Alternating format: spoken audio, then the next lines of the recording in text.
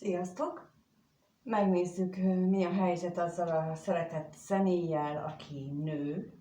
Tehát ez leginkább a férfiaknak szól, de ami egyébként még mellette jön, az bárkinek szólhat, nem csak férfiaknak, mert tudjátok, hogy hát így nem tudom, hogy miről fog szólni. Szóval kezdjünk is hozzá. Tehát a kérdés az, hogy mi újság, mi a helyzet azzal a személlyel, aki a szíveteket betölti, vagy aki fontos a számotokra, bármilyen módon. Szóval mi a helyzet vele, mit tudhatunk meg róla? Ez itt a kérdés most. Mit mutatnak meg nekünk ebből az energiák?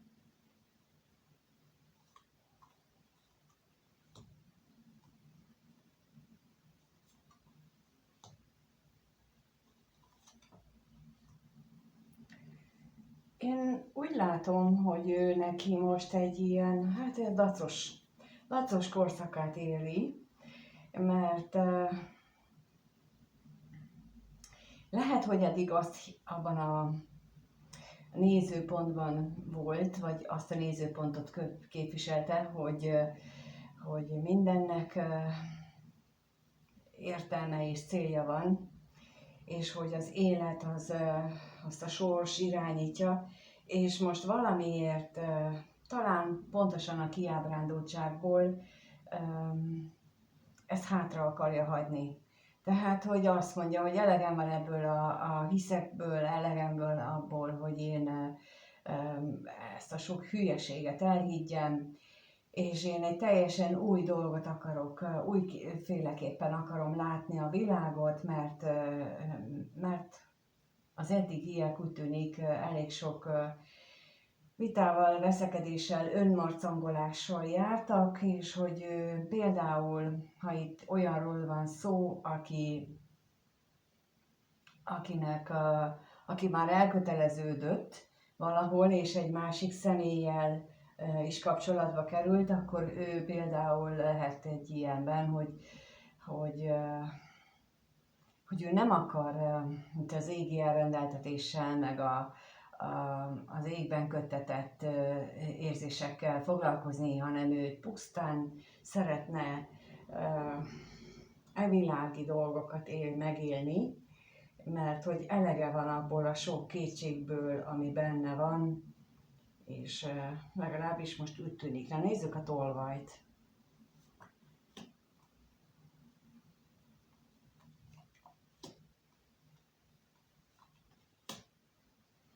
Elképzelhető, hogy abban reménykedik, hogy akkor így majd a régi szokásai, a régi életét visszakapja, és abban reménykedik, hogy akkor ő normálisan tudja élni az életét, és ő saját magával tudja ezeket a dolgokat lerendezni.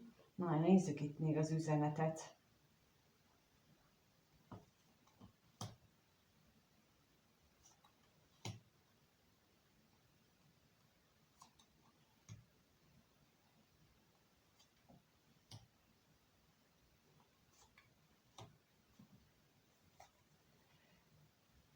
Talán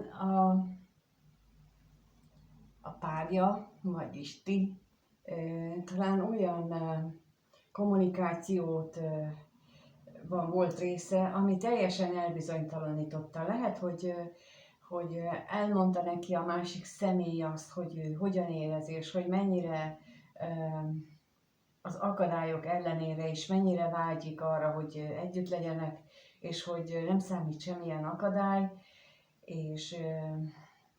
és itt ez a szeretett személy, ő nem akarja ezt, nem így gondolja, ő változtatni akar. Lehet, hogy ez a változtatási gondolat, ez hirtelen ötlet volt nála, hirtelen gondolta meg magát, hirtelen változtatott a korábbi hozzáállásán, de az látszik, hogy ő most úgymond hátat akar ennek az egésznek fordítani. Ő nem akar kapcsolódni sem, nem akarja a titkolózást, nem akar az égiekhez kapcsolódni, nem akar semmit, ami ő benne nehézségeket, bosszúságokat, belső konfliktust okoz. Hát látjuk, hogy ez a tipikus menekülő stratégia, amikor elmenekülünk a probléma elől, és nem vizsgáljuk azt, hogy miért van. Na, akkor megnézzük azt, hogy egyébként hogyan gondolkodik, hogyan vélekedik a nézővel, vagyis veled kapcsolatban, milyen gondolatai vannak. Tehát a kérdés az, hogy ez a szeretett személy hogy gondol a nézőre, milyen gondolatai vannak veled kapcsolatban.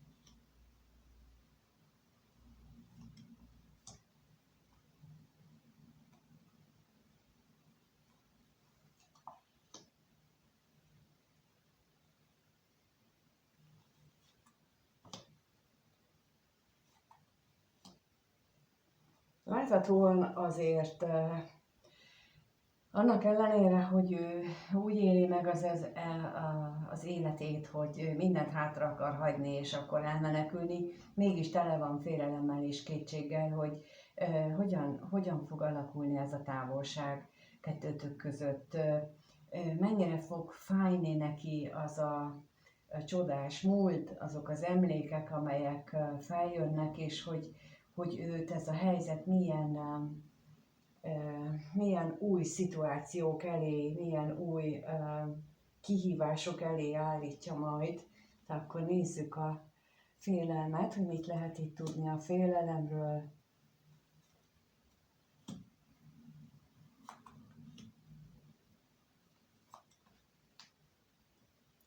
Hát olyan, mintha attól fél, ugye, ahogy mondtam, hogy a kettőtök találkozási szokása megváltozik, és ez újfajta értéket hozhat a te életedbe is, meg az övébe is, és ez hát nem egy biztató, vagy legalábbis nem felhőtlenül biztató az ő számára. Lehetséges, hogy mint ahogy mondtam, fél ettől.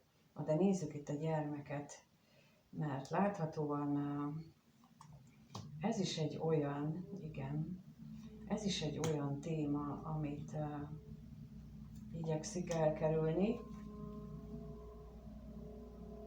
Ezt láttam, vagy ezt érzékeltem, inkább így mondom, hogy hiába van itt a megújulás lehetősége, hiába mutatják a lapok, ez egy látszat. Ez egy látszatérzelem, látszatlelkiség, ez az önállítós dolog az, ami mutatkozik, és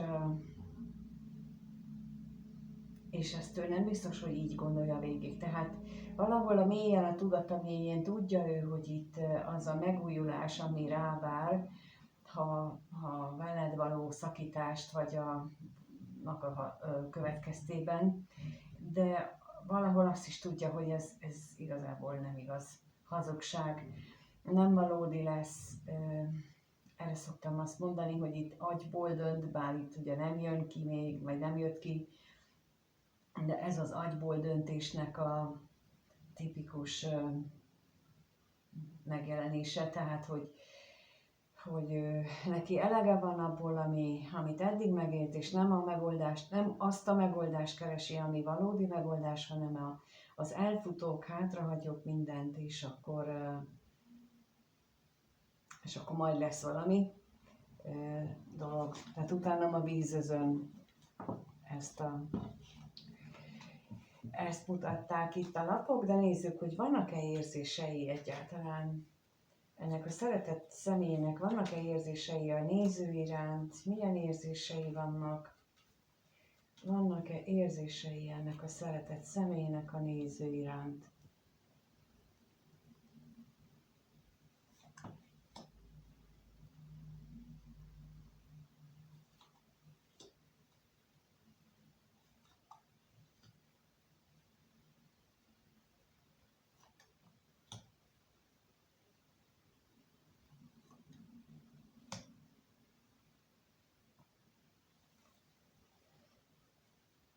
Hát, na itt jön ki az, amit az előbb éreztem. Tehát, hogy ő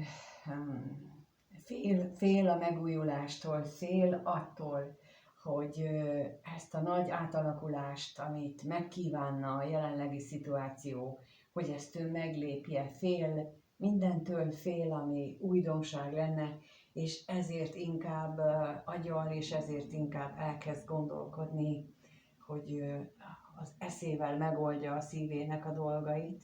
Nézzük a veszteséget.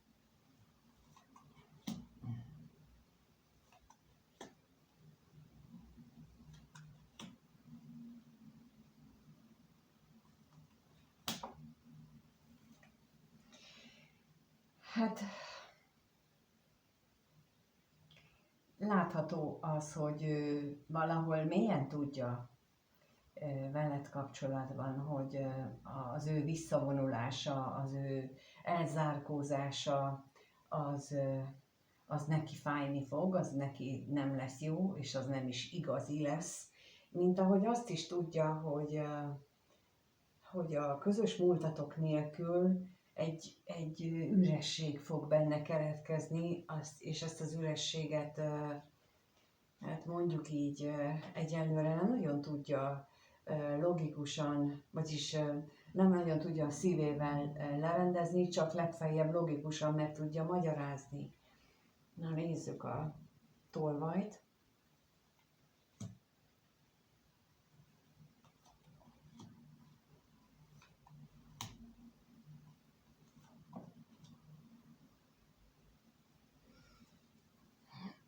Hát itt megint az jön ki, hogy amit ő próbál hátrahagyni, az az, hogy az ő stabilitását, vagy kiegyensúlyozottságát adó hitrendszer, és akkor itt az univerzumba, a teremtőbe vetett hitét is jelentheti, hogy ezt szeretné hátrahagyni, de ugyanakkor meg ott van benne az a mérhetetlen vágy is, ami ezt nagyon nehézzé teszi. Na és akkor nézzük, hogy mit gondol ki erre.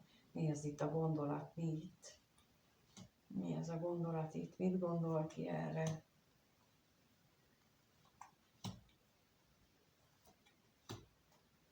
Hát, hogy a szerelem fáj, és ő nem akarja megélni ezt a fájdalmat, ő nem akar tulajdonképpen állandó belső küzdelmet magában is, ő nem akar fájdalmat.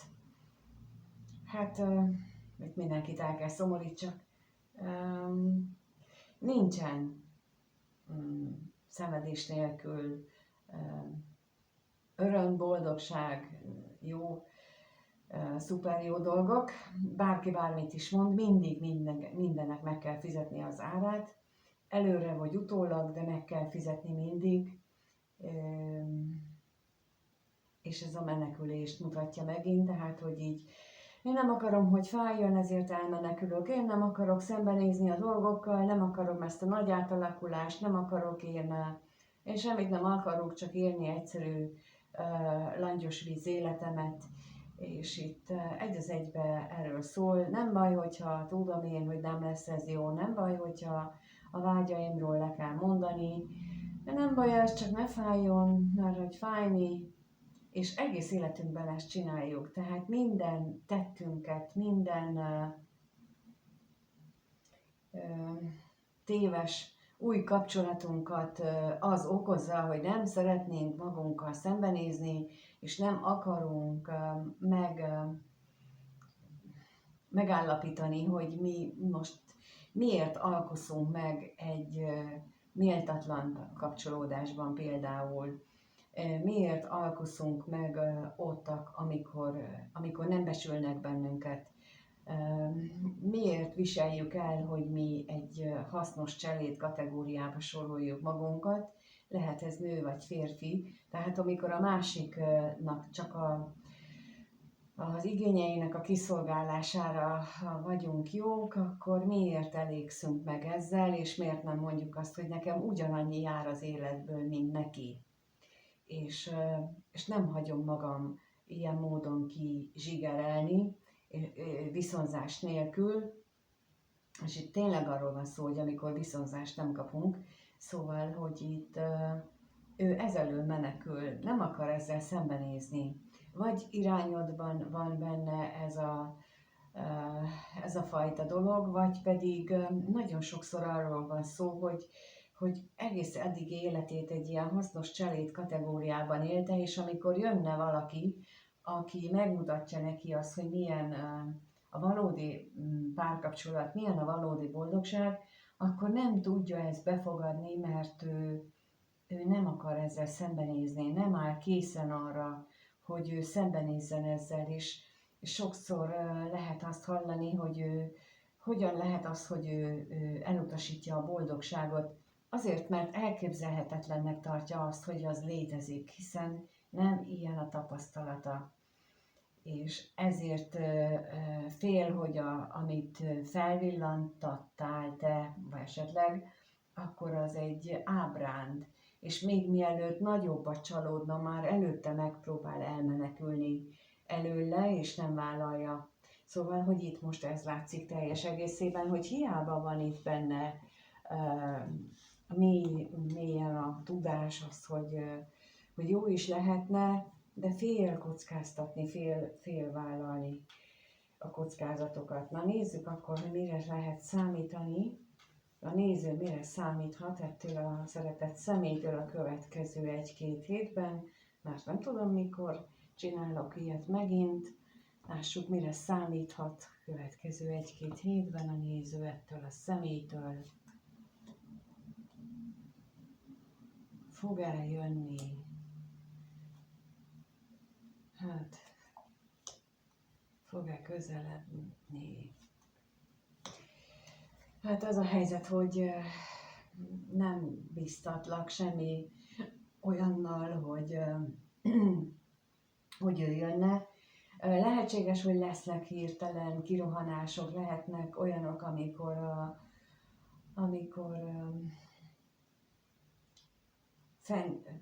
benragad a szó, hát amikor annyira meglepő dolgai lehetnek, hogy nem jut szóhoz. De ez csak a fájdalma miatt van, meg a veszteségérzés miatt, és ezt nagyon gyakran csináljuk ezt, hogy a saját fájdalmunkat másra akarjuk elverni, másra akarjuk kivetíteni, azt akarjuk, hogy a másiknak fájjon, tehát ez van mögötte. Ugyanakkor pedig a jelenlegi lakhelyének, vagy jelenlegi környezetének az értékességére próbálja a fókuszát vinni, hogy az mégiscsak milyen jó, hát folytatja tovább az önállítását, miközben neked hát meglehetős fájdalmakat, meg magának is fájdalmat okozna. Nézzük itt a kevés pénzt.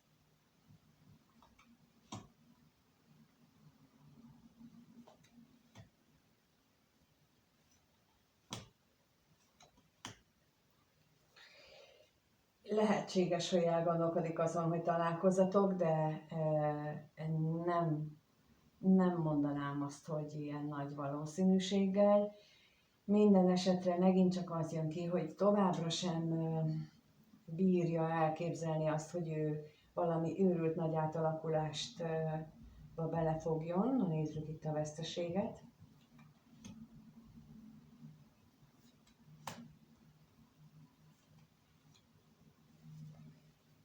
Annak ellenére, hogy a reményei és vágyaival ellentétes lesznek ezek az élethelyzetek, ami kialakul, vagy ami létrejön. Szóval a következő 1-2 hétben ő biztosan a vágyai ellenére fog cselekedni, a vágyai ellenére fog haladni, fejlődni veled kapcsolatban is, meg magával kapcsolatosan is. Úgyhogy erre lehet számítani a részéről. Én köszönöm, hogyha itt voltál és megnézted. Köszönöm, ha megírod a leírásban, a kommentben, hogy mi a véleményed, vagy hogyan éled meg te. Van-e tényleg ilyen, hogy elrohan? Van-e ilyen ebben az egész történetben? Köszönöm, ha bármilyen emojival díjazod a videót, a lájkokat és feliratkozásokat is, és ha egyéni kirakást szeretnél, akkor nyugodtan meg tudod ezt tenni, nyugodtan tudsz erről is beszélni, de a leírásban megtalálod mind az elérhetőségen, mind a kártyás fizetéses azonnal fizetési lehetőséget is, és aztán az időpontot pedig úgy egyeztetjük, hogy mindenkinek jó legyen. Nem feltétlenül kell személyes megjelenés, sokkal inkább itt az online kommunikáció az, amit előnyben szoktak részesíteni, úgyhogy erre tudsz készülni, és hogyha például úgy gondolod, hogy ikerláng kapcsolódásban vagy, akkor az ikerláng workshop webes változatát is megtalálod a leírásban, és az pedig tartalmaz bőven információt, és persze személyes egyéni konzultációt is. Köszönöm, hogy itt voltatok, minden jót kívánok mindannyiótoknak, sziasztok!